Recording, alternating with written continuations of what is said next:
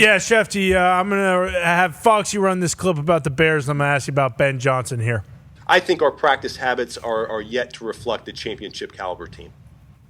He's a psychopath. I love Ben Johnson. I think this is awesome. Him talking about practice habits, everyone was kind of saying, hey, buddy, you're the head coach. Like, why don't you fix it then? That is a question for sure. I think another thing would be, what about the quarterback? Feels like the quarterback and the leaders of that team would be someone who kind of figures practice out. What's going on in Chicago, Shefty? It feels like it's much worse, much quicker than anyone could have really thought. And is there a chance that we do see Tyson Bagent play football this year? Boy, we're getting to the Tyson Bagent question in the early part of the program. It's not good, Shefty. They're paying him money. Yeah. They're paying him money. Listen, Caleb Williams, they brought in Ben Johnson to fix him. I'm not going to tell you that eventually, at some point, if Caleb struggled, if they couldn't get there, that's a down-the-line thing. And if they do, that's going to be quite the story and quite the conversation. I think right now, obviously, they're focused on getting Caleb Williams right. But there are issues. He has a lower completion percentage this season than he did last season. So, again, the idea was to bring in Ben Johnson, elevate Caleb Williams, beef up the offensive line, get everything humming. And I think that this just shows you it's going to take a little bit of time for everybody to get acclimated. And when Ben Johnson's talking to reporters about the practice habits, sometimes Jimmy Johnson used to say that you don't speak to the media, you speak through the media. So I wonder if that's a case where he's speaking through the media to get a message to the players that our practice habits are not at a championship level. They're not where they need to be, and they need to be better. Now, you could say that to the team. You could say it publicly, and have people carry the message for you. He chose to go the public route. And these questions are all going to come up as long as they don't win. And now they got Matt Eberflus coming in there. Their former coach. The Bears have lost 6 straight home games.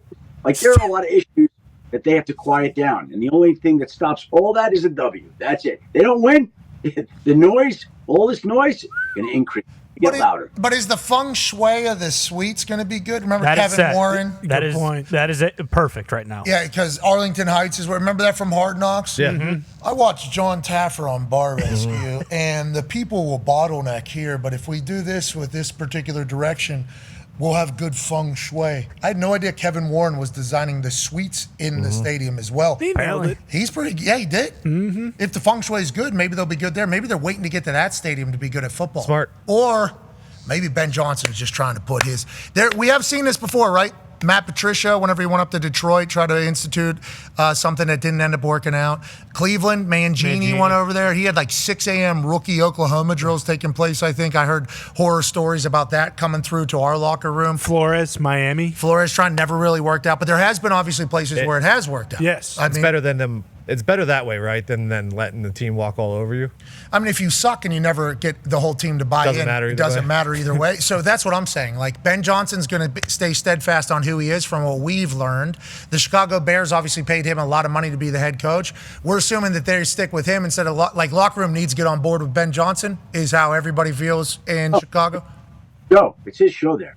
Like, he's the guy, and he's got a lot of security there, as it should be.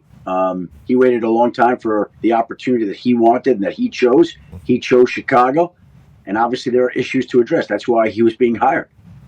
All right, let's talk about some issues to address. Got big money problems happening. Go ahead, Ty. Yeah, Shefty, earlier when Tom Brady first became a minority owner of the Raiders, people brought up hey, this is a conflict of interest. This cannot happen. And then it kind of just went away until we saw him in the booth on Monday night with a headset on. And then the report came out, hey, he's actually talking with Chip Kelly 5 to 6 times a week, kind of breaking down the game plan and setting up what they're going to be doing on Sundays. And a lot of people weren't happy about it. From what you're hearing around the league or people that you're talking to, is this going to come to a head at some point? Because I assume that most teams think this is bullshit and they're irate about it. I think there are certain people, like there are coaches that don't like it. But look, here's the deal. Tom Brady's on the production team. He's coming into your building. You could tell him whatever you want or not tell him whatever you want. And Tom is smart enough and has seen enough football that he could scout those players and know what he needs to know about those players without hearing it from the coaches, too. I understand the appearance of it all, the conflict of it all, but I'm not worked up over it like some people are. I don't think it's a huge deal to me. Like, he is a limited partner in the team. If he wants to go sit in the booth with headphones on and can offer call plays, shit. Go do what he wants to do. It's his team. Scored 9 points this day. Yeah. Tom Brady's in the building. He owns the team. Might help. Can't score a damn touchdown. Let me get these headsets. We got Chip Kelly. Hey, you need to tighten up. What if he is just doing what Carly Ursay has been doing on the sideline? Would be What if Tom just wants to hear what all the coaches are saying? Let me see how they're communicating with each other. Let me see how they're talking. Because he could just be trying to evaluate his own business that he currently runs and currently owns. With that being said, a lot of other teams saying, well, why the hell would we let if this guy's strategizing for another team, why would we let him in? And then Ben Johnson came out and said, we don't care. Yeah. This is what Ben Johnson had to say about Tom Brady being in the booth and then also having to play the Raiders. He wasn't the only one. He's affiliated with the Raiders, obviously, who you play next week. Are you going to do that pre-production meeting and get careful kind of how much you divulge? I mean, I've been careful everything I've said since the season started. I've been in pure coach speak mode. Big pop. To me, it's just business as usual. I'm just fine. I like Tom, and we have a really good relationship. So, to Pat's question on Brady, you've got one of the most competitive people in the history of the sport prying around for information in a very paranoid world. How do you reconcile the conflict of interest that exists with the whole situation? Yeah, like I said, I'm really not worried about it. I mean, we change week to week in terms of what we do. Schematically, he's going to be able to turn on the tape and see what everyone else in the world's seeing right now.